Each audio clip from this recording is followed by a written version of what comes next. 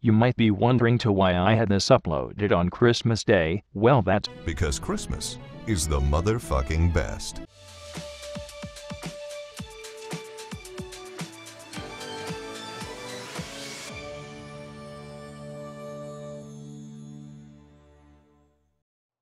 We wake up from Sobibor to see Tara Strong sleeping with a nightcap, to be waken up by my brother playing video games at 4 in the morning while I'm trying to sleep.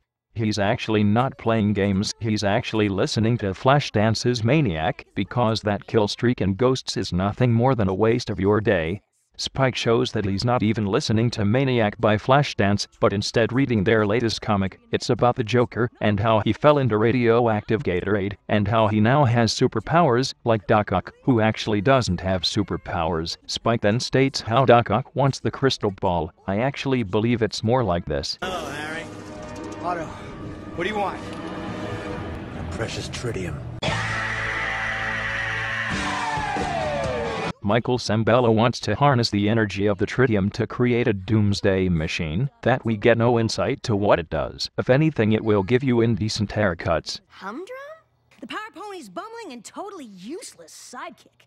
Useless sidekick? Does that remind you of anyone? Yeah, Spike, I like that this episode is the most meta thing they will ever do. It basically shows Spike calling out his own uselessness. But I remember one episode where Spike wasn't useless, that moment when he fucking gave back the crystal heart and killed Mr. Five-Liners. But everyone hates season 3, so it doesn't count. But if we're gonna make any progress fixing up Luna and Celestia's old castle tomorrow... It hasn't even been 3 episodes or you're already going back to that old castle. Either they really want to show it to make up for the nothing between season 1 and now, or Twilight is moving in there. It would be really stupid for the latter to happen, so here's what I say to that theory.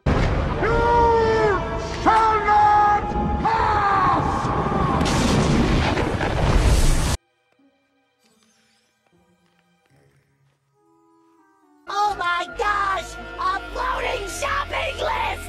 Ah! 2 more minutes. I like how subtle she says that. How the cracking cracker can you hold that with your feet? Ty Pennington and his gang go to the old castle for a special episode of Extreme Makeover Home Edition. Holy Virgin Mary, 3 fucking writers? I know this is a standard for most TV episodes of other shows, but not MLP. We're lucky if we even get 2 writers, but 3? Whose episode should I call this? Knowing Megan can't write, I'll say this is a Megan episode. Hell, every episode is a Megan episode. She's the showrunner, which means she works on them all. When Applejack was asked to help renovate the old castle, she brought a couple paintings of apples. You sure you don't need any help? Oh god, no. We all remember what happened last time you helped. Oops, sorry, Jack.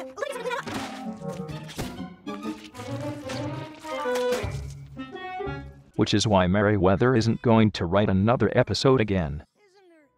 Fuck. Twilight says that Spike will only develop Merryweather Moxie if he helps, so she tells him to jack off to his comic. Humdrum never stops the villain. He's just there for comic relief. Much like yourself. Instead of helping him get his foot unstuck from a bucket that seems too large for his foot to get stuck inside, Twilight says, "Nigga, you got this." I was going to say how is that even possible, but then I remembered who was doing it. Spike then finds the nice quiet place where he shit his pants all night like 3 weeks ago so he can finish his comic in peace. Humdrum is in the way again while the Power Ponies do all the work. Guess I know what that feels like. I don't recall that happening though. The last page is a mirror, so you can see your reaction to the big fuck you the publisher put in. That's what I would say if it actually wasn't a blank page. In this surprising turn of events, it's actually a page where you can customize the ending your way like Burger King. Spike finally gives in that he needs glasses to look at close-up things. We're breaking for tea and biscuits! Equestria confirmed for Great Britain. I wish, with all my heart, to fly with dragons in a land apart. Holy ravioli, it's the magic treehouse. Spike is bringing a whole new meaning to the term being sucked into a book. And as you guessed, nothing can escape a black hole, so Spike refers all of his friends to also read the comic so they can get sucked in too. And then there's Pinky. Oh shit, I just realized that they all went turbo. If they die outside their own game, they won't regenerate, unlike some certain Matt Smith who dies today. Some pony wanna tell me what the hay? It's confirmed. Hell in Equestria is called hay. Okay, now I'm sure I'm experiencing deja vu. I've become immortal at Comic-Con. That's what I would have said if I actually went. Which I didn't. It's kind of hard to go somewhere that's 3,000 miles away. You're the Power Ponies! No group of superheroes are complete without a supervillain, or in this case, a fuckjob high on caffeine. You're the superheroes from my comic book! It somehow zapped us all in here! So some ponies zap us back out. That's a pun. But still, there is no perfume department this time. You must actually defeat Ripperoo before you advance on with your lives. I'll be honest, I fucking love this episode, but I fucking hate those forced puns, like fuck. They're fucking annoying. Fuck is also my favorite word. I can't believe Pinkie Pie is fucking dead. Where'd she go? She went to that giant bowl of pudding in the sky. No way, they all have powers. In light of this recent discovery, I shall do my job as a reviewer by doing an anal assist. Pinkie Pie, or Philly Second, has the ability to go fast. Basically the Flash, Rainbow Dash, or Zap Brannigan, can control the forces of nature. Basically Storm, she's not Thor. Thor can only control lightning, not nature. That's his brother Loki. Rarity, or Radiance, has the ability to create anything from the power of her will. Basically the Green Lantern. Fluttershy, or Saddle Rager, has the opportunity to turn into Kanye West when she gets angry. Basically the Hulk, or in this case, She-Hulk, aka a piece of shit. Applejack, or Mistress Marvelous, can control her trusty lasso by the power of her mind, and also has utilities made by her butler. Basically Wonder Woman, but I'd like to say she's more like Batman, because she has no parents. Twilight, or Masked Matterhorn, can use magic. Basically her fucking self. This one raises the most questions. A lot of people say Superman, but if you mention that one more fucking time, I'll cut your Ethernet cables. I say she's actually Doctor Strange, but none of you know who that is. Spike, or Dumbass, has the ability to do nothing. Basically Robin, but Robin is actually useful. And finally, the Maniac. Basically Ripperoo. Who is Ripperoo? If you ask that, go buy yourself a PlayStation and play the game of my childhood, Crash Bandicoot. Ripperoo is a fucking lunatic. Need I say more? I just saved you from like 5 minutes of Tell Don't Show, wonderfully presented by Megan. I'll be Applejack. I actually like the dialogue presented here, because unlike Dave Polsky, who just fucking has useless exploration, the talking here is used so the ponies know what the hell they can do. If Megan followed Show Don't Tell, then it would be like Ego Raptor playing video games. Rarity, use your jewelry to create attack constructs! What's an attack construct? You think of something, anything, and your bracelet makes it appear!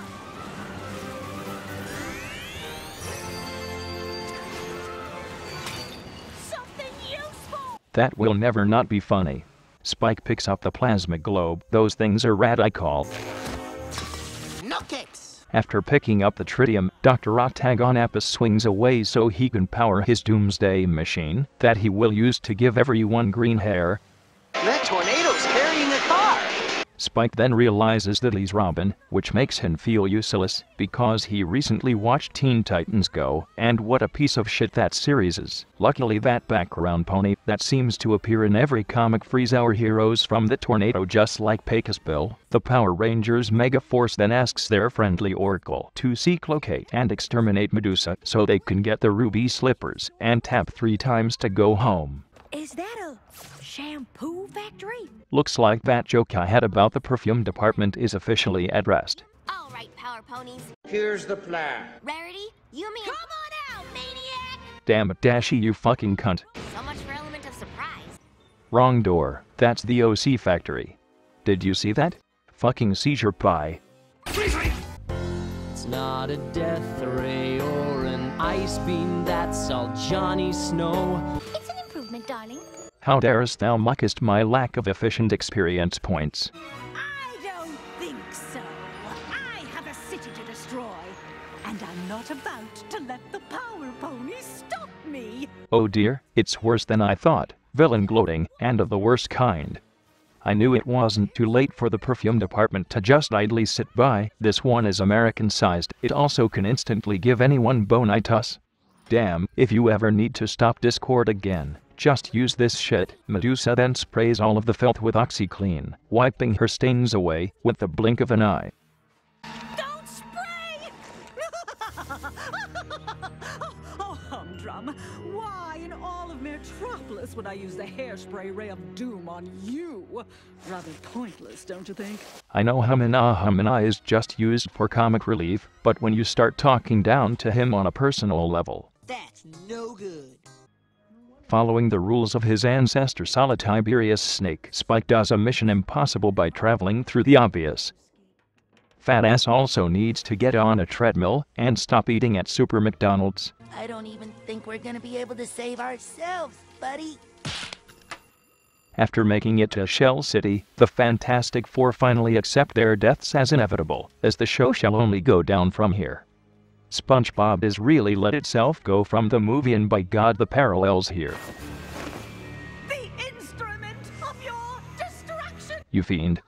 You're going to dry my hair. Are you mad, man? My God, the gloating, it's rotting the inside of my head. This isn't a two-parter, Megan. I know every episode you've written since Canterlot Wedding has been a two-parter, but not every episode you write is that long. Pop quiz, one of this episode's writers, Charlotte Fullerton, once wrote on one of the Power Rangers series. It's a real fact. Look it up on Wikipedia. He's utterly useless! That's what my grandmother says to my brother on a regular daily basis. Sorry, bro. Spike then comes to the conclusion that he also has a fireplace, and now he must stop my OC from going on a barbershop festival. And nothing will stop us! Suddenly, nothing comes out of the blue and stops you. My geometry teacher had a debate over the word nothing, and it turned into a fucking deep reality trick. Did I tell you I love this episode? Because it shows that Spike isn't a fucking titty sucker, and that if you push his buttons he'll say fuck this shit and kick your ass, no homo. I can breathe! I can fight! Personally, I think the best villains are ones without henchmen, because they do all the work single-handedly, and don't have to call anyone fools/idiots, or betray anyone. Cough cough. This fucking cord is also John Delancey, which gives him the home field advantage, seeing as though her friends actually can use their powers. Fluttershy thinks it's okay to abandon the mission, but fleeing now will make her seem like a traitor.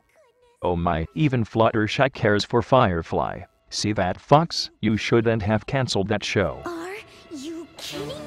What the what? Shit's about to hit the fucking fan. What makes you think you're so special? Like the rules of common courtesy don't apply to you? That's my secret rainbow. I'm always full of kindness.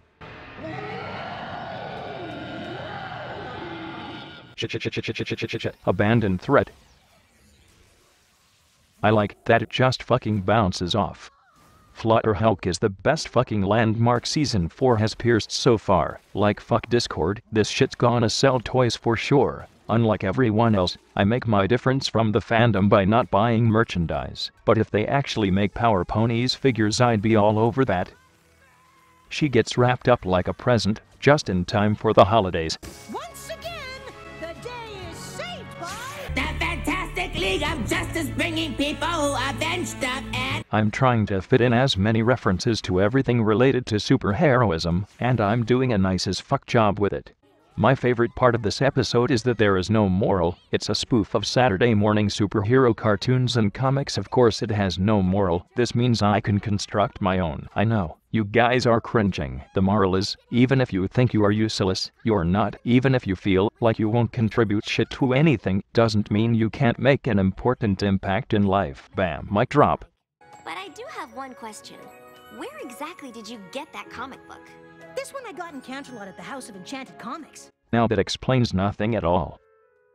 Well, I didn't know it meant they were literally enchanted. I thought it just meant, like, the comics they sold there had really enchanting storylines. Second moral, don't buy Enchanted on DVD, it's a crappy movie. Oh my golly, plot twist, the season finale villain is the comic book Ralsoft.